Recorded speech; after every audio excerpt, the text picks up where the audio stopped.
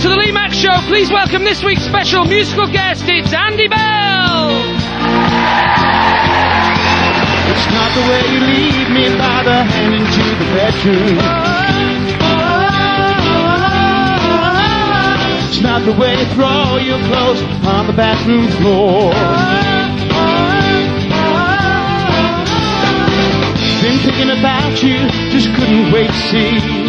Fling my arms around you to be falling in ecstasy. Ooh, sometimes the truth is harder than the pain inside. Yeah. Ooh, sometimes it's a broken heart that decides. Ooh, sometimes the truth is harder than the pain inside. Yeah. Ooh, sometimes it's a broken heart that decides. Oh, oh,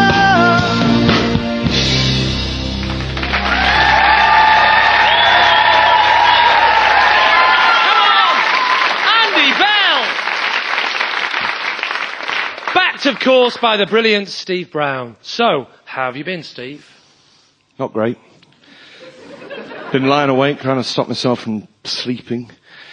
So I've been having these dreams, horrible dreams, where I'm doing things. Things I shouldn't be doing. Steve Brown, ladies and gentlemen!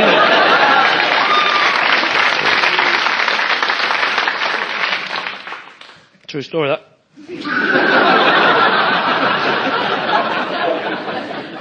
Just a chat, I always check at the beginning of the show. Give me a cheer if you're British. Hey! Give me a not cheer if you're not British. Hey! One person clapping. Whereabouts in the States are you from? See, in America, you've just got different meanings for words, haven't you? Like different insults, for example. You know, like we do two fingers when we're telling people to go away. It's an afternoon show, I have to say it this way. You just give one middle finger. And it's actually an interesting fact connected, but I don't know if you know the reason why we do two fingers and you do one. It says a lot about our culture differences, actually. The reason why we do two fingers, it comes from Agincourt in the 15th century. Apparently, the French soldiers used to capture the English soldiers, and they cut off their two fingers, and that stopped them from using the bow and arrows again in battle. So when they were released, they couldn't fight, which is an interesting fact. It's not funny, but I'm just trying to educate you. Similarly, the reason why you give one middle finger says a lot about your culture. That means, sit on that and swivel round. It's just a cultural difference, really, I suppose.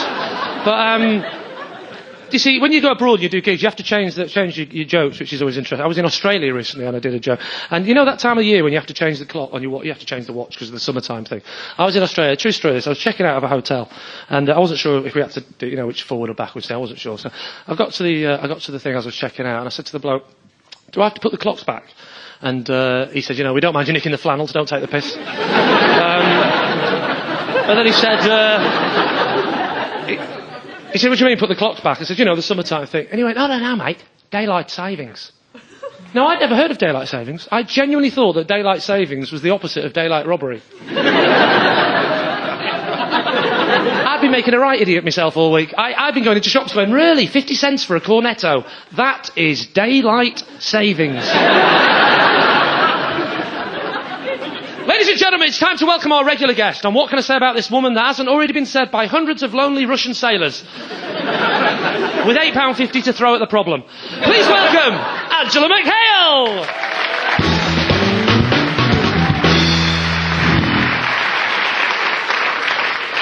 Why do you always do that? Do what? Those intros that suggest I'm available for money. Hey, don't knock it. Free advertising. Anyway, I don't always do it. Yes, you do. So far, over the last 2 years, we've had Loved by Millions. She's not been on TV, but she's been loved by millions. A big laugh. We've had She's got one of the toughest agents in showbiz. I say agent, I mean pimp. And my all-time favourite, please welcome my regular guest. You may already know her, gents, because she's a prostitute. I was running out of ideas that week a bit, wasn't I? There's a word for people like you. Do you know what that is? Cheeky. Risque. Effervescent. Pert. Asian. No, it's no good. You'll have to tell me. Misogynist. I'm not a misogynist, you silly cow. I always know when you're on the defensive because you crack jokes. I think you've got issues. I've got loads at the side of my bed. Issues. If you're not a misogynist, how come we've never had a female comedy guest on the show? Yes, we have. Who? Dolly Delicious. That was a drag act. Was it? That explains the stubble rash. Dolly didn't have stubble rash. No, but I did the next morning. Maybe we should bring on the first guest. I've got an idea. Why don't you say, ladies and gentlemen, please welcome a man who gets paid loads of money for having sex with women? Well, I suppose they might believe it. It's radio after all, so they don't have to see his face. Ladies and gentlemen, it's Jason Byrne! Thank you, Lee. Thank you, Lee. Hello. I am Irish. I'm over here for about 2 weeks. I enjoy coming over here, though. You know, I like the English. Most people here are British English. Yes, are you? English, British English. You are as miserable as the Irish. There's no doubt about it. You are begrudging shits, right? In America, if you get a new job, right, the whole street goes, he got a new job! Quick, let's have a barbecue! Tony got a new job! Well done, Tony, in your new job. We're genuinely happy for you. Over here, your next door neighbour gets a new car, and he goes, I got a new car, did you? I hope you crash it.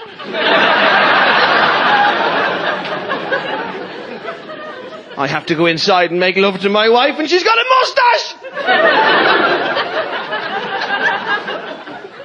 But I am married, you know. How many people in this room are married with a hooray? Hooray! Only the women. That was a freaky reaction. I can't wait to see the men going home after that tonight. Oh, I believe you're not married to me, is that right? You wouldn't even cheer for a second, would you? Well, I'm never shaving this moustache off now. I didn't realise as well that when you got married, you weren't allowed to have girlfriends. You know, I don't mean the rubby bit, you know, not them. I mean like girlfriends, as in like, do you want to go for a drink? Remember we were in college? Hooray! You're not allowed them anymore. Because when I got married, I came home and my wife went, oh, your friend Fiona rang? And I went, oh yeah, what did you say to her? Oh yeah, let me think, I remember it. Oh yeah, piss off! I'm your best friend now, do you understand? Me!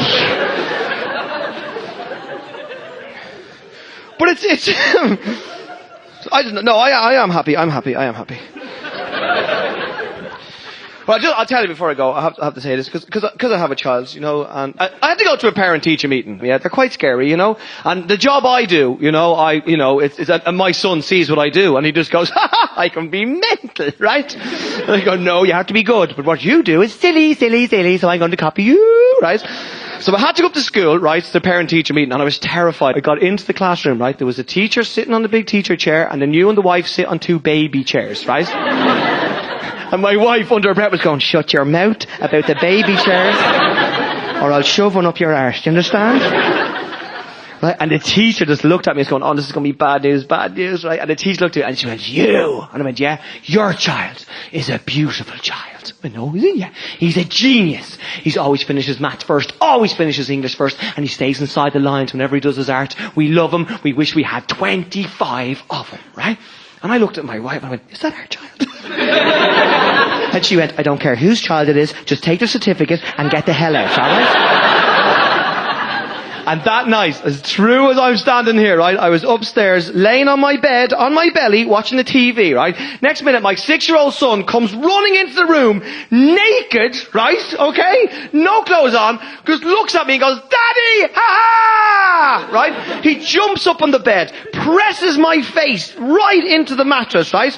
Gets his right leg, lifts it up over me, lobs down and sits on the back of my neck and sings, there's a willy on your neck, there's a willy on your neck. There's a willy on your neck.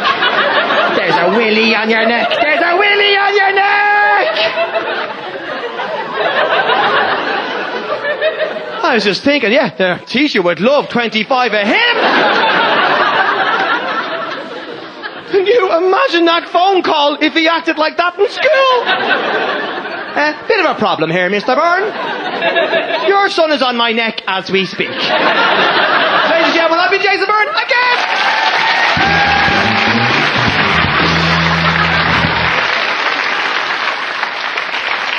Jason Byrne in his amusing little comedy Irish hat and his little wellies with L&R written on them. Wasn't that amusing? Yeah, and yet when I do it, it's racist. What are the rules? It's time to meet our musical guest, Andy Bell! You can ring my bell, Andy Bell. Andy Bell. When you say the words innovative, experimental, electro-synth, genius pop duo, there's only one band that springs to mind. But the Pet Shop Boys couldn't make it, so thanks for filling in. Now, let's start with the early days. According to your website, you were born April the 25th, 1964. That's right, in the Gables. The Gables?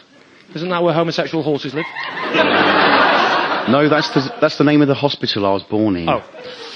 And it also says that your parents were very young when they had you? Yeah, that's right. My mum was 17 and my dad was 19. Come on, young. I've been to Peterborough. At that age, most people are thinking about grandchildren. Anyway, before you knew it, you'd moved to London and met Vince Clarke, and the band Erasure was formed. It's an unusual name, Andy. What does it mean? Oh, it's an abbreviation of Andrew.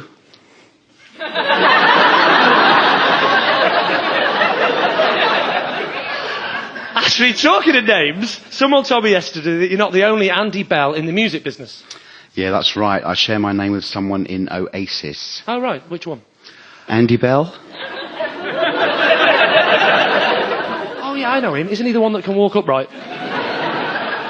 Dear Radio 2, I'd like to complain about the representation of me and our kid as Neanderthal thugs. If it happens again, someone's going to get battered. Now, Andy, I believe you're a big fan of ABBA. I am, yeah. In fact, we once recorded an EP of cover versions called ABBA-esque. Obviously, they're a great band with loads of brilliant songs, but which is your favourite? Oh, that's quite difficult. I think they're all great. But I reckon if pushed, I'd probably say the small one with the beard.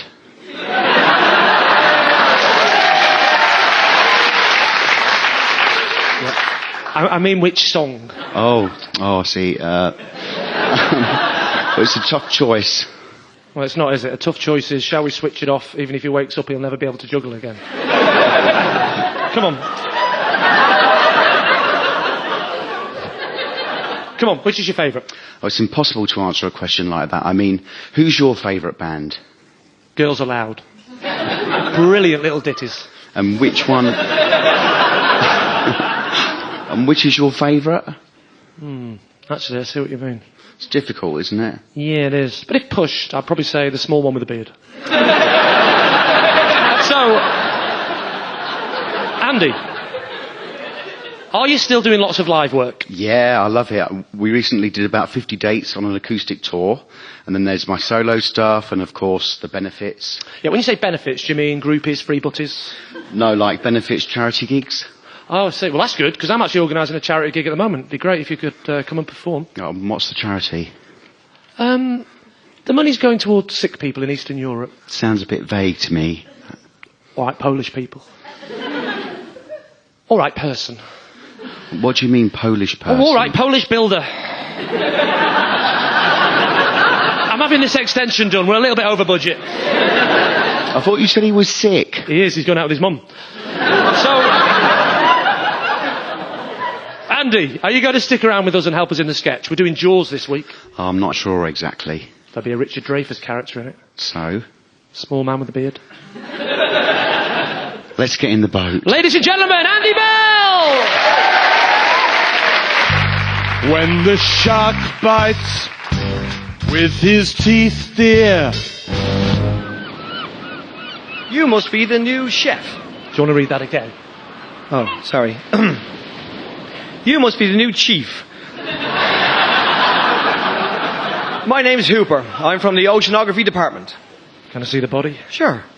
No, not your body. Oh, it's over there. I hope you've had your lunch. Is it gruesome? No, the beach canteen's shut. So what sort of shark did this? I would say a big one with fins and pointy teeth, I'd say.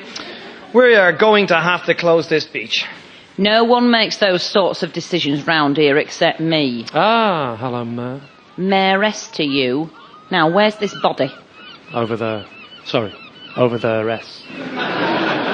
This beach stays open. Now listen, you may be the mayor, but I'm the chief of police. So as the Mexican wife beater once said, I'm shutting this beach up. Oh, I know your devious little game, Chief. This is so that you and your police chums can have the beach all to yourselves. Oh, don't be stupid. Like that crime scene at the fairgrounds. Hey, those rides needed testing. And that crime scene at the brothel. Now listen. No, you listen, Sonny. You've not been to a British seaside resort before, have you? No. I'm allergic to candy floss and slags. This town relies on the tourists. Anyway, we don't have sharks around here. Yeah, she's got a point. This is Blackpool. Yeah. But look at that body. He's been bitten in half. Well, you know what the girls are like around here? They've got big appetites. Maybe you drop some chips on his lap and they pounce. Look, how many more people have to be killed before you'll start listening? 3. What? Well, all right, 2 and a dog. But that's my last offer. I've caught him, I've caught the shark. See, I Well, knew... that's the most unenthusiastic fisherman I've ever heard in my life. See? I knew we'd be all right. That's not the shark that killed this man. How can you be so sure? Because it's a sardine. I think he's right, mate. How do you know? Says on the tin. We'll close the beach for 24 hours, but if you haven't found someone to catch him, we'll reopen. And where are we going to find a man to do that? Hang on, stop the sketch. Sound department, what was that? That was the sound of a man scratching his nails on a blackbird. Yeah. Has anyone actually seen this film apart from me? In Jaws, Robert Shaw scratches his nails on a blackboard.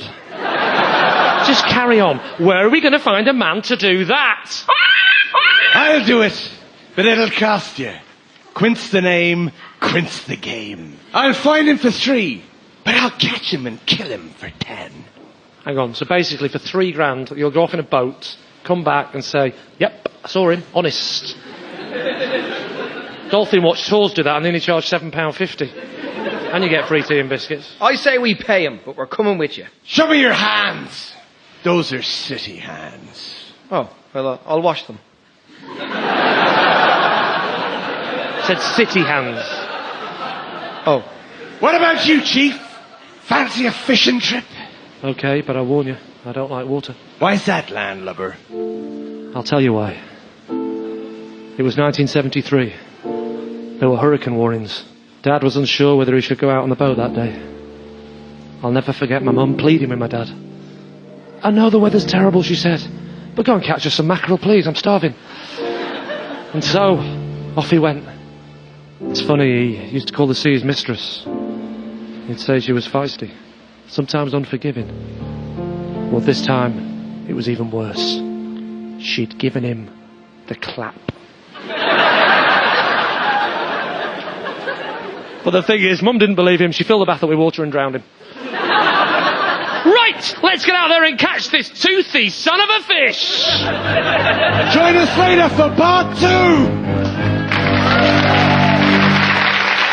Ladies and gentlemen, Andy Bell.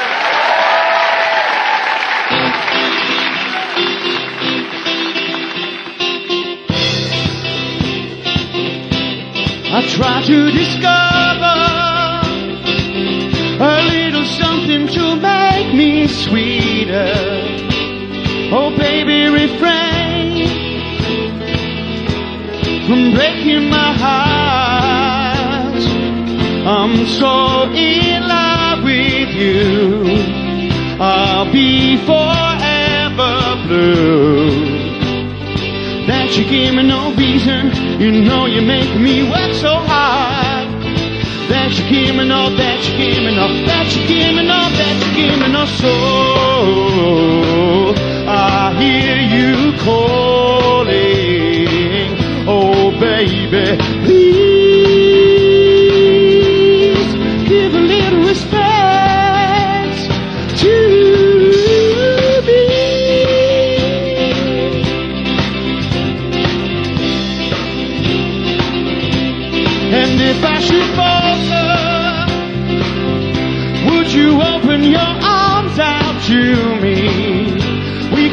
make love, not war, and live with peace in our hearts. I'm so in love with you, I'll be forever blue. What religion or reason, we can make love, not war, and live with peace in our hearts. I'm so in love with you, I'll be forever blue. What religion or reason could drive a man to forsake his lover? Don't you tell me no, don't you tell me no, don't you tell me no, don't you tell me no. So I hear you calling, oh baby, please give a little respect to me.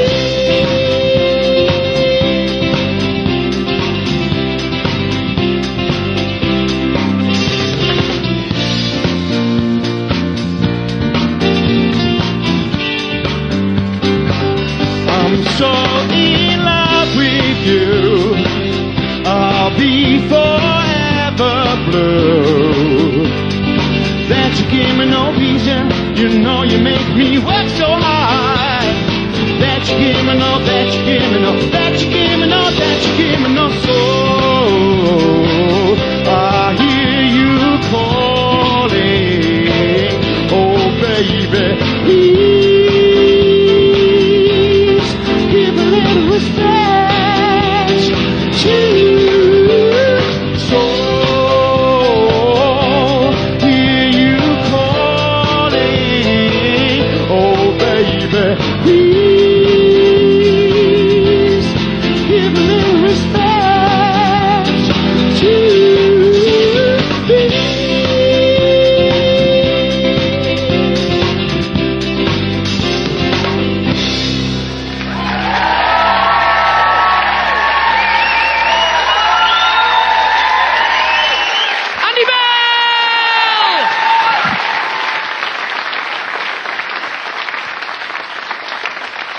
So it's a big night for me tonight. My girlfriend's in the audience tonight. Or should I say fiancé? Doesn't bother me, she'll never marry him. It's weird actually when you go out of the community, because I'll be honest with you, right, I am obsessed with comedy. I think about comedy all the time, right? I realise, this is a true story, we're in Habitat, right? My girlfriend was just looking at this cupboard. She's looking at it and she's thinking, can we afford this cupboard? Is it the right size? Will it fit in? She was asking me all these questions. I hadn't listened to a word she said for 5 minutes. It dawned on me that I'd spent the whole time thinking, wouldn't it be funny if I got in that cupboard? It'd be great, wouldn't it, when people are looking round, just sitting in there. Hello! Sorry, Narnia's closed!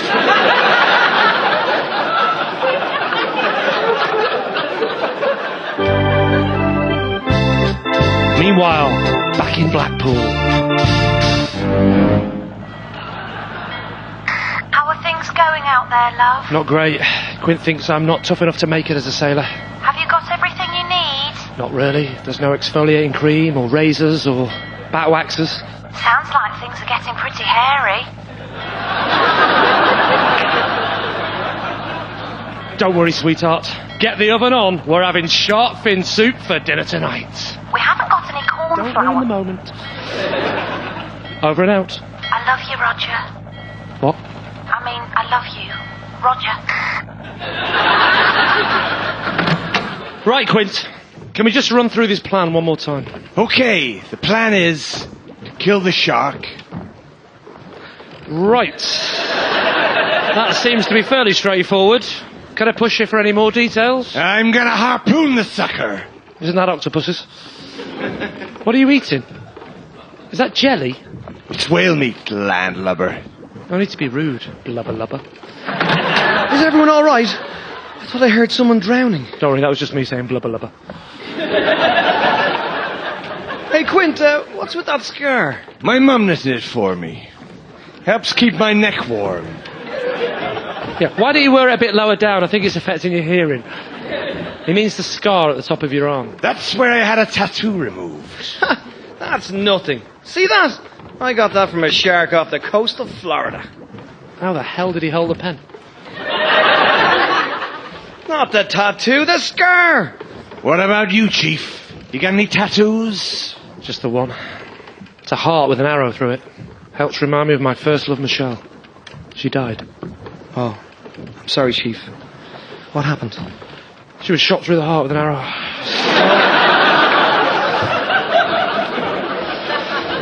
You know the thing about a shark, Chief?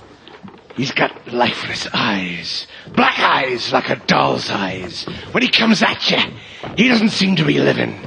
Then he bites your friend in half. The ocean turns red, and you hear that screaming. And then you know that shark's alive. Right, who fancies a sing-song? Oh, yeah, let's keep the atmosphere going, eh? You might want to work on your patter if you're going to become a cabaret singer. I know a good song.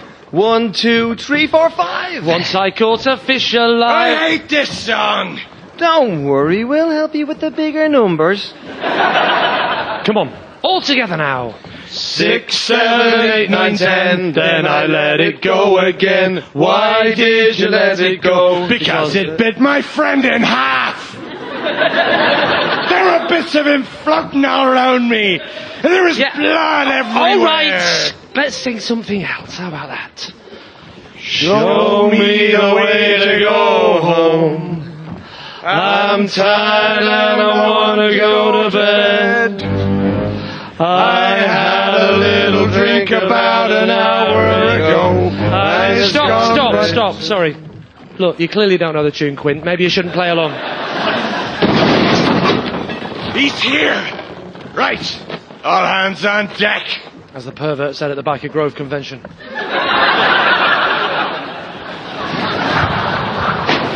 my God! Look at the size of him! He's a big one, all right. And a killer.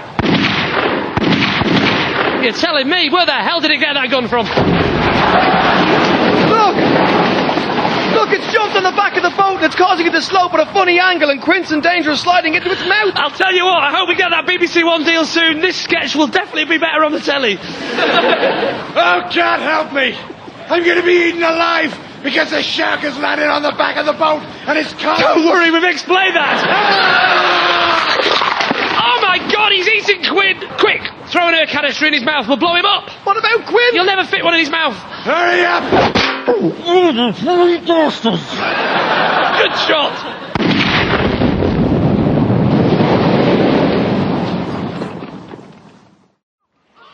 Oscar Delta Tango and all that nonsense. Do you read me? Who's that? This is the Coast Guard.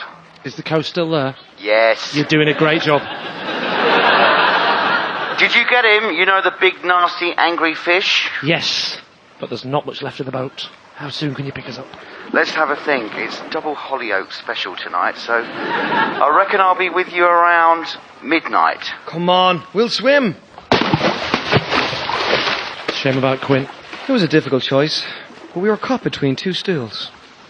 Talking of which... Well, that'll teach us to swim off the coast of Blackpool.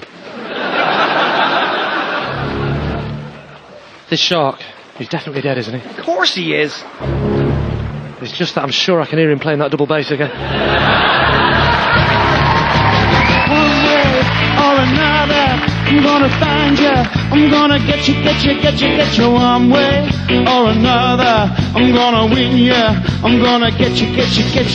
One way or another, I'm gonna see you. I'm gonna meet you. One way, baby, next week, I'm gonna meet you. I'll meet you. You've been listening to The Lee Mack Show with Lee Mack, Jason Byrne and Angela McHale, with music from Steve Brown, Mark Ellis, Kevin Powell and Nick Johnston, and this week's special musical guest, Andy Bell. It was written by Lee Mack, Paul Carenza and Simon Evans, and produced by Will Saunders. One way or another, I'm gonna find you. I'm gonna get you. One way or another, I'm gonna meet you. I'll meet you,